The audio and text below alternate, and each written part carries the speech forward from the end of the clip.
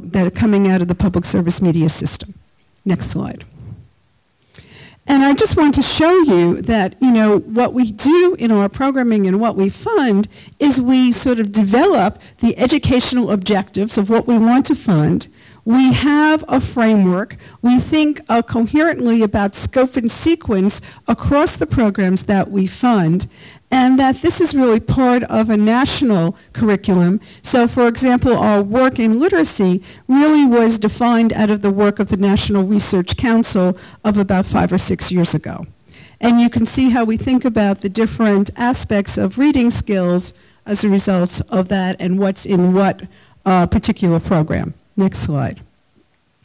And most importantly, we have just sort of done some summative research where we developed a 10-week curriculum for children in a controlled experimental design, and it included clips from Sesame, online games and videos from Sesame Street, Between the Lions, Super Y, and we compared and contrasted with another program which we invest in, Sid the Science Kid, and in fact our results, next slide, showed significant differences between children whose teachers were trained and had this curriculum and our control group.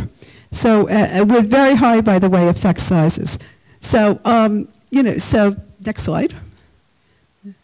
So, the headline is, and I come from a corporate culture which always talks about headlines, and I'm hoping that the headline will be that new digital media forming a private-public partnership makes a difference in the lives of children, and that we're seen as an ally in a national and state educational reform agenda, and that ultimately in the year 2040, we create children that will have developed a better world, a better humanity that we have given them.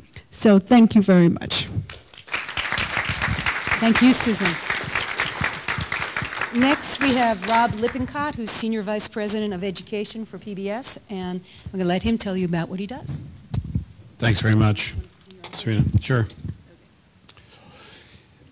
Thanks very much, and it's a great pleasure to follow such esteemed panelists, especially my partner, really, Susan, from the CPB, upon whom we depend for a lot of funding, but also partnership, and also Sesame Workshop, who've been tremendous.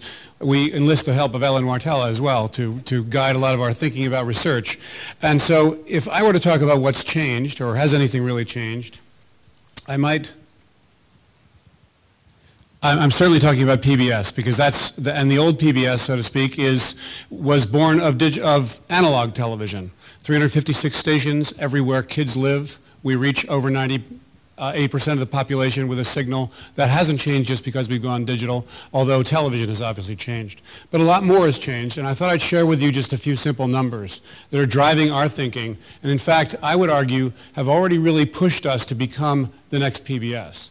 And as we look forward as far out as 2040, it's pretty hard to predict, as Yogi Berra said, especially about the future. But I think we need to think hard about where we really are, because it already is very different. You've seen that from Sesame Workshop and so many others. But let me give you a couple of other glimpses. The next PBS is truly interactive. A lot more people are finding their television online. We've heard about that. And that's absolutely true of the growing library, several hundred hours of television that people watch online. And I'm talking about the pbs.org collection of sites, which is actually about 1,800 different program sites that are put together in a large meta site. Our average monthly visitorship to that group is 10 million visitors.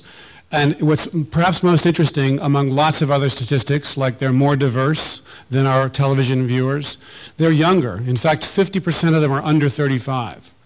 And perhaps most importantly for me in education, 28% of them are educators, self-identified. The next PBS is also obviously for kids. We have started early. We are dedicated to kids of every stripe and flavor. We have a wonderful gallery of programs, again, under the heading of pbskids.org. And our monthly visitorship there is another 8 million.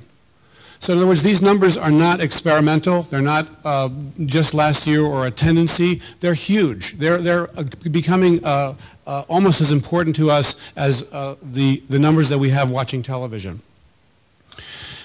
The next PBS is streamed, not just for adults, but for kids. This is an image of the home screen of PBS Kids Go. That means we divide kids into kids who are 2 to 5 and Kids Go who are 6 to 8-year-olds. So this is actually a service, a broadband service designed specifically, thanks to a grant from CBB, for kids who are 6 to 8. All of our television shows are available. Kids start and stop multiple episodes. They stop something in the middle of an episode and play a game with the characters because it's all flash. It's a really inviting, a wonderful environment. It's a place where, as I had a great experience in a usability test, I asked a kid what he was doing while he was playing with this. And of course, he had just stopped 2 different shows and started another one. He'd played a game. He looked at me kind of annoyed. He said, "I'm watching television." I said, "Oh." Because, of course, that is what television is. We don't have to wait till 2040. That is what television is right now for kids 6 to 8.